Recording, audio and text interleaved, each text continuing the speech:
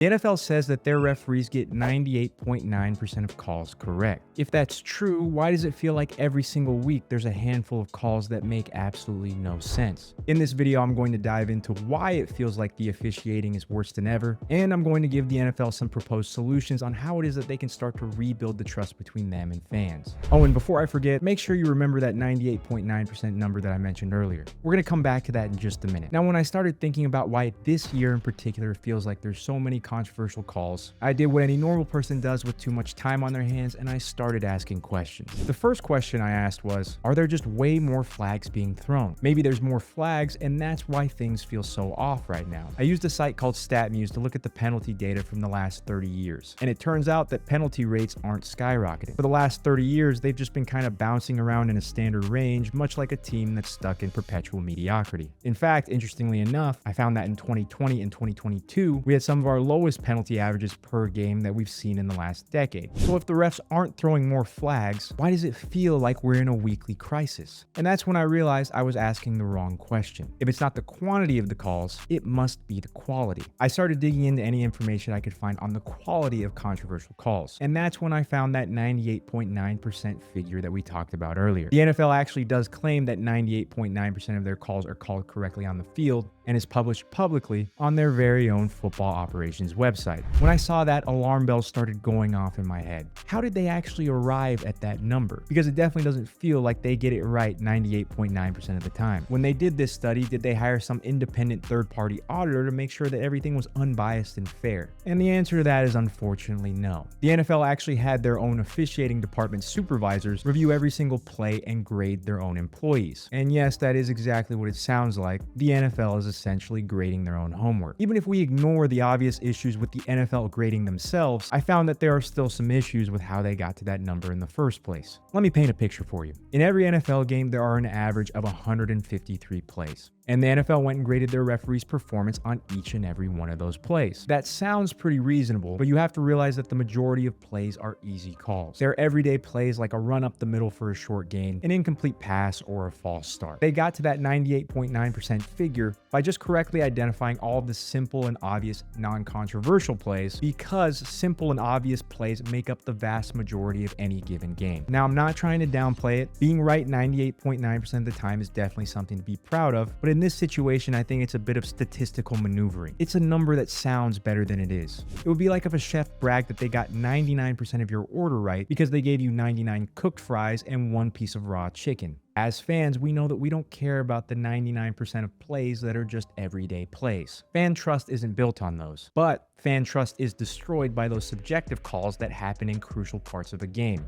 Which is why, after finding out that the NFL doesn't think that there's a problem at all, I set out to find the real story. And luckily for us, independent researchers at Harvard recently put out a study themselves that was designed to find out if all of the NFL fan outrage at officiating was justified or not. They analyzed every penalty called from 2009 to 2024, and they focused specifically on the measurable bias in those specific game-deciding subjective calls. And what they found might prove that it's not all in our heads. Their study found that subjective judgment-based penalties like holding or pass interference spiked dramatically in the final 5 minutes of each half, which, as you know, tend to hold the most important parts of the game. They also found, in their words, a clear bias on subjective calls like defensive pass interference. Across over 15 seasons, road teams got hit with 53% of DPI call, meaning home teams only got 47%. That's a 6% discrepancy, and I know what you're thinking. 6% doesn't sound like a lot, but the researchers explained that when that difference is sustained over a 15-year period with tens of thousands of flags analyzed, it's what they call statistically significant, which is just a fancy way of saying, in their eyes, it's extremely unlikely that it's just random chance. A 6% discrepancy is strong enough to indicate that there may be some sort of pattern. And here's why that really matters when it comes to DPI. Defensive pass interference is a judgment call.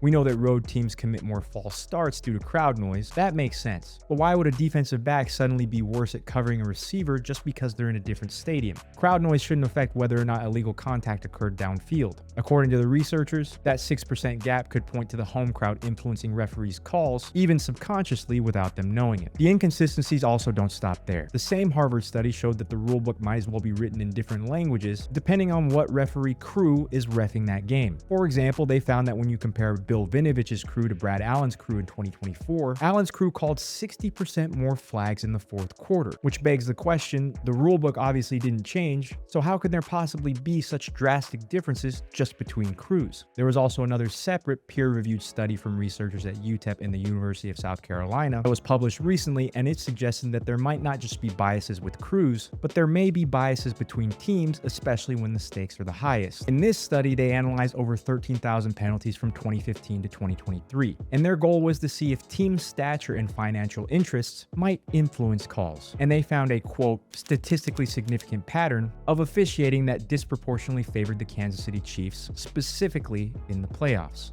I wanted to point out that the study did not find that same bias in the regular season.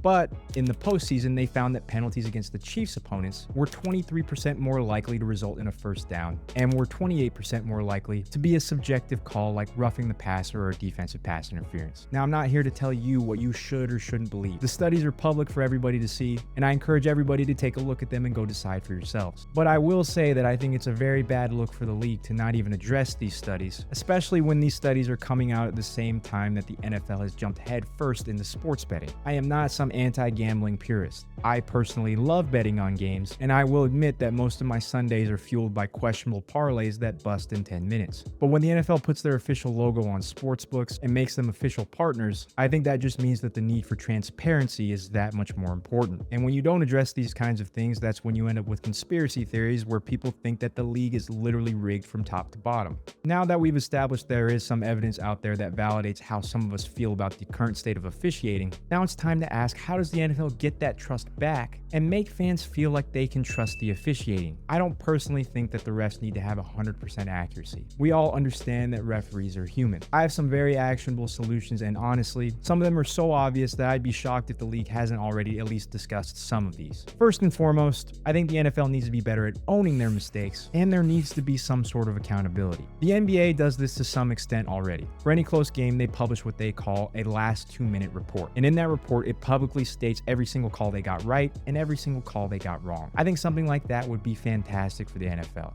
On top of that, if a specific referee gets something wrong repeatedly, I think we as fans should know what they're going to do about it. When a player gets in trouble and gets disciplined, we know exactly what they're getting fined, how many games they're suspended, and what they need to do in order to get back in good standing with the league. But for whatever reason, when a referee misses a crucial call, we usually hear nothing. I'm not asking for these referees to get publicly crucified, but I do think we need some sort of public accountability and not the referee witness protection program. The second thing that I think they should implement is to make the review process public. In college football in the ACC and the Big 12, they're already doing this exact thing. They broadcast the audio of refs deliberating a challenge live on TV. You can actually hear them going back and forth with each other, explaining why or why not a call should be overturned or upheld. And I love this because it demystifies the entire thing. To take it one step further, I don't think it would be a bad idea to have the audio of the refs recorded for the entire game.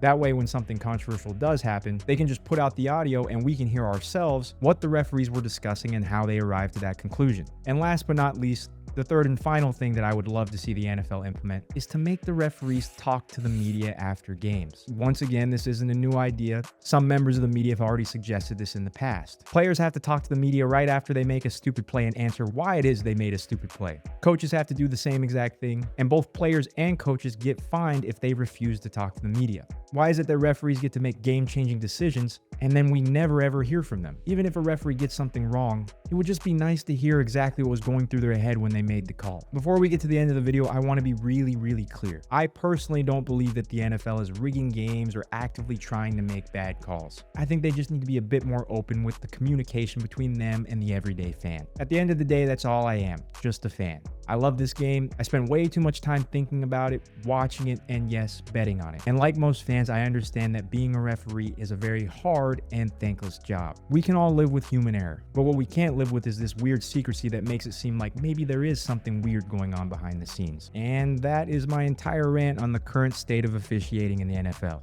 If you enjoyed this yap session, you might also enjoy one of my other videos, which I've put on screen right here. Let me know down in the comments how you feel about the officiating this year. And as always, thank you for watching, and I will catch you all in the next one.